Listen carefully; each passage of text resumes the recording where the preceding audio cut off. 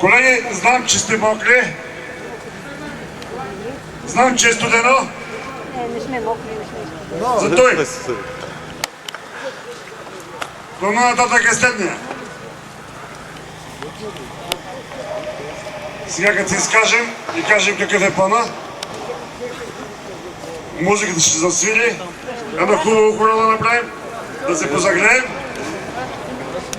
След което, който желая. Да ти говориш по телевизията, помниш ли Добре, те ще свирят, вие си лишавате. Да, го Плана е следния, нека да ни подсигат. Вие сте показали какви сме.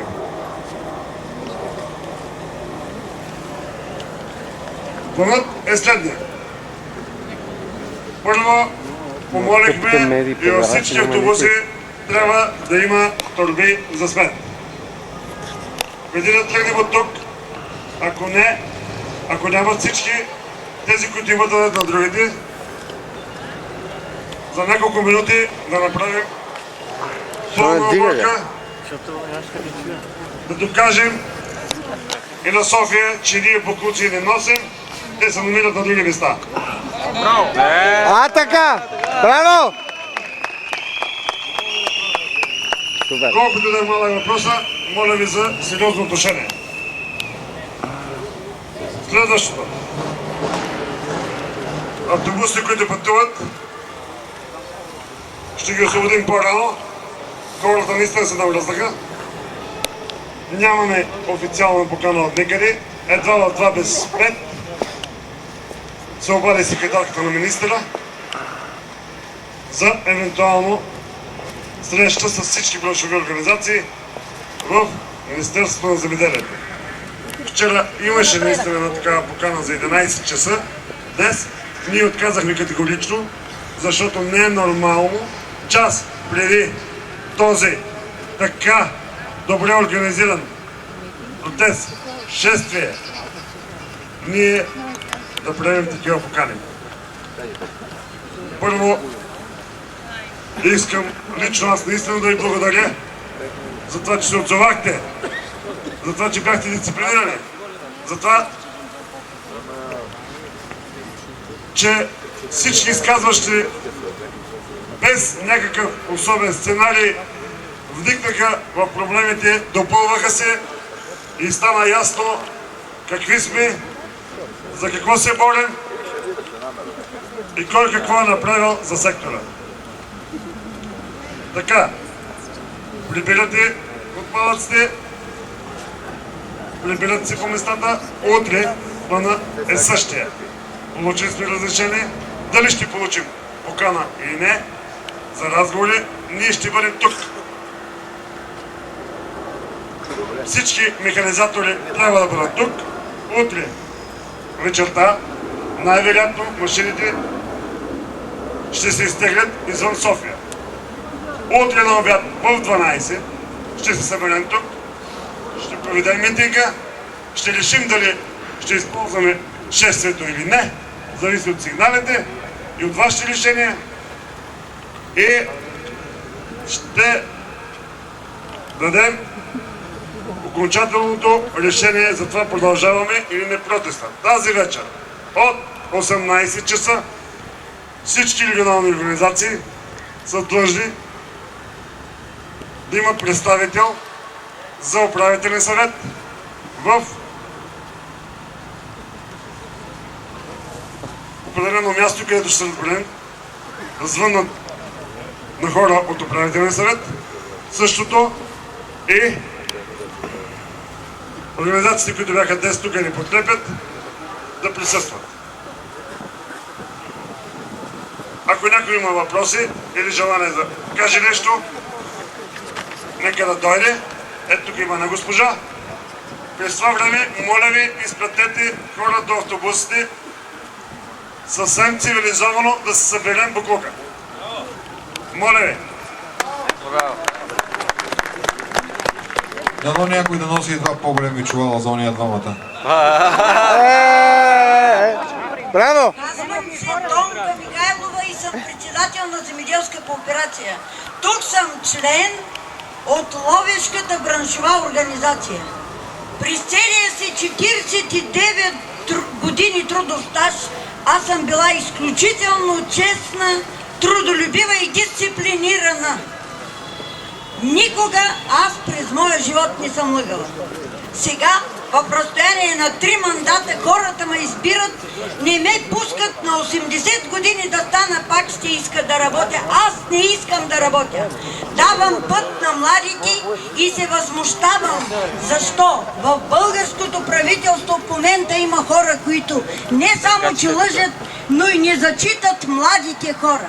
Единствените млади хора, които останаха в момента в България, са в българските села. Защо са слепи правителството и не виждат, че тези деца работят по 20 часа в денонощието, работят по 500-1500 декара, че лятно време са на тракторите, а зимно време ловят снежинки с греблата. И там в малките села, където никой не отива да почисти, те чистят. Аз съм възмутена и от това, че от първия до последния ден медиите бяха адски манипулирани. Затова искам да кажа, че във всички вестници мен ме бяха написали като олигар, мафиотка и глезеница на правителството. Ако аз съм глезеница на правителството, сега щях да бъда 100 килограмова хипохондричка, пък аз виждате. На 68 години съм 10 см ток и от тук до Министерския съвет ще надбягаме Найденов и Дянков. Много се радвам, че има младежи тук и понеже така се случиха нещата, че моите деца не са момчета, а момичета и учиха престижно и работят в София сега и дават акъл на софиянци, се обръщам към всички софиянци. Моля за извинение, граждани на София, за това, че ние дюкахме. Но най-умните и начетени хора в момента са в селото, защото единствено в този отрасъл сега се водят семинари и хората се образоват. Всички други отрасли отиват хора, които им трябват пари. Затова аз казвам на всички софиянци, които днес разбраха какви са правилата, какви са нашите искания, утре да ни подкрепят. Защото правилата се заобикалят от това правителство. Правилата не са да станем европейски граждани, защото бяхме с магарята и крави мърши, а тръгнахме към Европа, а те ни пречат. Ние в момента говорим за правила, които не се казаха до сега.